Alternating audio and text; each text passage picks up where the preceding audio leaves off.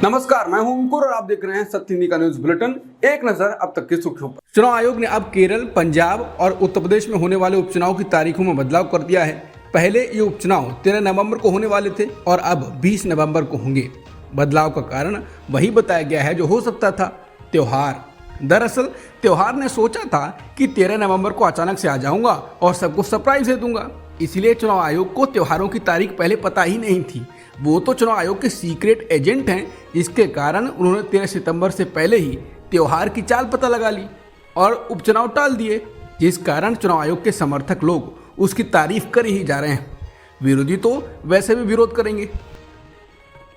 चुनाव आयोग ने केरल, पंजाब और उत्तर प्रदेश में होने वाले उपचुनाव टाल दिए हैं। कारण बताया है त्योहार। केरल में 13 से 15 नवंबर तक कलपाथी रास्थोत्सव मनाया जाएगा। इससे वोटिंग पर असर पड़ सकता है। इंडियन एक्सप्रेस ने बताया है कि केरल में वोटिंग की तारीख टालने की मांग कांग्रेस ने चुनाव आयोग से की थी। इसकी जानकारी चुनाव आयोग के सूत्र ने दी है। पंजाब की भी टालने की मांग कांग्रेस के हिसाब से की होगी, क्योंकि 15 नवंबर को गुरु नानक देव जी का प्रकाश पर्व है और यूपी में बीजेपी और उसकी सहयोगी आरएलडी और बीएसपी ने टालने की मांग की है। बीएसपी ने बीजेपी को चकमा देते हुए उनके सुर में सुर मिला दिए।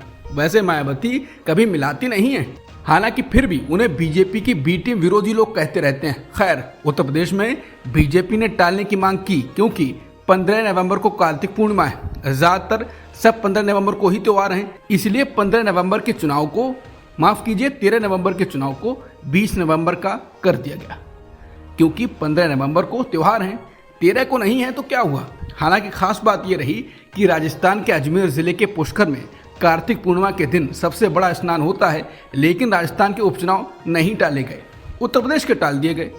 है ना खास बात। और कांग्रेस दिन रात रोती रहती है कि चुनाव आयोग हमारी बात नहीं सुनता, तो उसकी बात भी सुन ली गई है। सूत्रों ने बताया कि सुन ली गई है, इसलिए सूत्रों के हवाले से खबर आ रही है कि चुनाव आयोग की इसके कारण काफी तारीफ हो रही है। अब चुनाव आयोग को तारीफ बटोरने में समय लगेगा। यूपी में उपचुनाव टाले जाने के बाद अखिलेश यादव ने बयान दिया है। अखिलेश ने कहा कि टालेंगे तो और भी बुरा हारेंगे। पहले मिल्कीपुर का उपचुनाव टाला, अब बाकी सीटों के उपचुनाव की तारीख। भाजपा इतनी कमजोर पहले कभी न थी। दरअसल बात यह है कि उत्तर प्रदेश में महाबेरोजगारी की वजह से जो लोग पूरे देश में काम रोजगार के लिए जाते हैं, वो दिवाली और छठ की छुट्टी लेकर उत्तर प्रदेश आए हुए हैं और उपचुनाव में भाजपा को हराने के लिए वोट डालने वाले थे। जैसे ही बीजेपी को इसकी भनक लगी, उसने उपचुनावों को आगे खिसका दिया, जिससे लोगों की छुट्टी खत्म हो जाए और वो बिना वोट डाले ही वापस चले जाएं। ये भाजपा की पुरानी चाल है, हारेंगे तो टालेंगे। पीडीपी के विधायक वहीद उर रहमान पर्रा ने जम्मू कश्मीर को विशेष दर्जा वापस दिलाने और अनुच्छेद 370 को हटाने के विरोध में जम्मू कश्मीर विधानसभा में प्रस्ताव रखा, जिसके बाद जम्मू कश्मीर विधानसभा में हंगामा शुरू हो गया। उनके इस प्रस्ताव का बीजेपी विधायकों ने विरोध किया। इस पर प्रस्ताव को लेकर जम्मू कश्मीर के मुख्यमंत्री उमर अब्दुल्ला ने भी विधानसभा में अपनी प्रतिक्रिया दी। उन्होंने कहा कि हमें मालूम था कि इस तरह की तैयारी की जा रही थी। मैं आज सियासी तकरीर करना नहीं चाहता था, इसलिए मैंने कोई सियासी बात नहीं की। हकीकत यह है कि जम्मू कश्मीर के लोगों ने 5 अगस्त 2019 के फैसले पर अपनी मोहर नहीं लगाई है। अगर लगाई होती तो नतीजे अलग होते। हम इस तरफ बैठे हैं उनकी वजह से, जिन्होंने 5 अगस्त 2019 के खिलाफ अपनी आवाज़ बुलंद की। हाउस इसे किस तरह रिफ्लेक्ट करेगा, इस पर किस तरह बातचीत होगी, इसको किस तरह रिकॉर्ड पर लाया जाएगा, ये एक सदस्य तय नहीं करेगा। जो प्रस्ताव आज लाया गया है उसकी कोई अहमियत नहीं है। कैमरे को दिखाने के अलावा इसका कोई मकसद नहीं। अगर मकसद होता तो शायद ये लोग हमारे से मशवरा करके तय करते कि हाउस की तरफ से क्या बात होनी चाहिए। जम्मू कश्मीर विधानसभा में अब्दुल रहीम राथर को स्पीकर चुन लिया गया है। वो केंद्र शासित प्रदेश के तौर पर जम्मू कश्मीर के पहले स्पीकर हैं। राज्य के मुख्यमंत्री उमर अब्दुल्ला ने उनको पूरे सदन की तरफ से बधाई दी। भारत और कनाडा के रिश्ते अब तक के सबसे बुरे दौर में हैं। इस बीच कनाडा में हिंदू मंदिर में श्रद्धालुओं पर खालिस्तानी समर्थकों ने हमला किया। हमले के बाद Canadian national council of Hindu ने बड़ा कदम उठाया है। इस संगठन ने बड़ा फैसला लेते हुए वहां के सभी नेताओं को हिंदू मंदिरों में एंट्री पर रोक लगा दी। संगठन ने घोषणा की है कि जब तक खालिस्तानी समर्थकों पर एक्शन नहीं होता है और मंदिर की सुरक्षा व्यवस्था को टाइट नहीं किया जाता है, तब तक यहाँ पर किसी नेता को नहीं आने दिया जाएगा। हालांकि संगठन ने कहा है कि कोई भी नेता यहाँ पर भक्त के रूप में दर्शन कर सकता है। कनाडा के ब्रैम्पटन में हिंदू सभा मंदिर के बाहर भारी पुलिस तैनात की गई है। वायरल वीडियो में कुछ लोगों को मंदिर का गेट तोड़ते हुए और परिसर के अंदर हिंदू भक्तों पर हमला करते देखा गया। पील क्षेत्रीय पुलिस के प्रवक्ता ने एएफपी को बताया, कोई गिरफ्तारी नहीं हुई है। इस हमले के पीछे सिख अलगाववादियों का हाथ बताया जा रहा है। कनाडा के प्रधानमंत्री जस्टिन ट्रूडो ने स्वतंत्र रूप से और सुरक्षित रूप से धर्म का पालन करने के अधिकार को बरकरार रखते हुए सोमवार को टोरंटो के पास एक मंदिर में हिंसा को अस्वीकार कहा। भारत के ओटावा मिशन ने इसे निराशाजनक स्थिति बताई है। कनाडा के विपक्षी नेताओं ने भी हिंदू मंदिर पर हमले की निंदा की है। कंजर्वेटिव पार्टी के नेता पियर पॉलीवेयर कनाडा के नेता प्रतिपक्ष हैं। उन्होंने एक्स पर लिखा है कि ब्रैम्पटन में हिंदू सभा मंदिर में श्रद्धालुओं पर हमला पूरी तरह से अस्वीकार्य है। कनाडा में सभी धर्मावलंबियों को धार्मिक रीति रिवाज अपनाने की आज़ादी है। हम इस हिंसा की कड़ी निंदा करते हैं। मैं अपने देशवासियों को एकजुट करूंगा और अव्यवस्था खत्म करूंगा। वहीं ट्रूडो सरकार पर हमलावर रहने वाले पीपुल्स पार्टी ऑफ कनाडा के नेता मैक्सिम बर्नियर ने हमले का वीडियो शेयर करते हुए लिखा है कि खालिस्तानी सिख ब्रैम्पटन के हिंदू मंदिरों में श्रद्धालुओं पर हमला कर रहे हैं। हमें इससे तनाव लेने की ज़रूरत नहीं है, क्योंकि विविधता ही हमारी ताकत है। मैक्सिम बर्नियर ने आखिरी लाइन में पीएम ट्रूडो पर तंज किया है। टोरंटो के सांसद केविन वुआंग ने भी मंदिर में हुए हमले की निंदा की और आरोप लगाया है कि कनाडा ऐसे उपद्रवियों के लिए सुरक्षित ठिकाना बन गया है। उन्होंने आरोप लगाया है कि देश के नेता हिंदुओं को सुरक्षा देने में नाकाम रहे हैं, जिस तरह से वो कनाडाई ईसाइयों और यहूदियों की सुरक्षा करने में नाकाम रहे। कनाडा के ब्रैम्पटन के हिंदू मंदिर पर हमले के बाद मंदिर के बाहर हिंदुओं ने विरोध प्रदर्शन किया। इस दौरान मंदिर के पुजारी ने कहा कि हमला कनाडा में रह रहे हिंदू समाज पर नहीं है, बल्कि पूरी दुनिया के हिंदुओं पर है। यूपी के सीएम योगी आदित्यनाथ के नारे को कनाडा के मंदिर के बाहर दोहराते हुए उन्होंने कहा कि बटोगे तो कटोगे। बता दें, हरियाणा विधानसभा चुनाव के दौरान उत्तर प्रदेश के सीएम योगी आदित्यनाथ ने ये नारा दिया था। एक सभा को संबोधित करते हुए उन्होंने कहा था, बटोगे तो कटोगे, एक रहेंगे नेक रहेंगे। इसके बाद ये नारा चर्चा में बना हुआ है।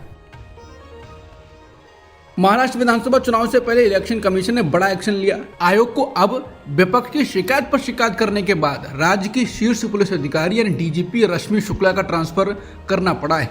आयोग ने चीफ सेक्रेटरी सुजाता सोनिक से डीजीपी के पद पर नियुक्ति के लिए 3 वरिष्ठ आईपीएस अधिकारियों के नाम मांगे हैं। इनमें से ही किसी एक अधिकारी को डीजीपी के पद पर नियुक्ति मिल सकती है। बता दें, प्रदेश कांग्रेस अध्यक्ष नाना पटोले ने आरोप लगाया था कि रश्मि शुक्ला ने फिर विपक्षी नेताओं के फोन टैप करने का आदेश दिया है, इसलिए उन्हें पद से हटाया जाए। इससे पहले बाकी सारे विपक्षी दल भी चुनाव में धांधली के चांसेस बढ़ने की आशंका जता रहे थे और डीजीपी रश्मि को हटाने की मांग कर रहे थे। बता दें, इससे पहले कांग्रेस ने भी ऐलान किया है कि वो चुनाव आयोग से अब कानूनी तरीके से निपटेगा, कोर्ट जाएगा। इसके बाद ये फैसला आया है।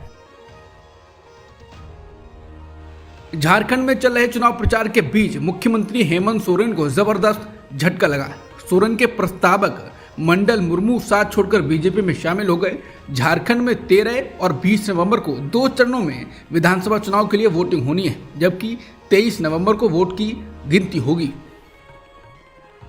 पटना में सीएम नीतीश कुमार ने अब एक बार फिर ऐसा किया है, जिसके बाद कई सवाल उठ रहे हैं। उन्होंने बीजेपी के पूर्व सांसद आर.के. सिन्हा के एक कार्यक्रम में खुले मंच पर पैर छू लिए।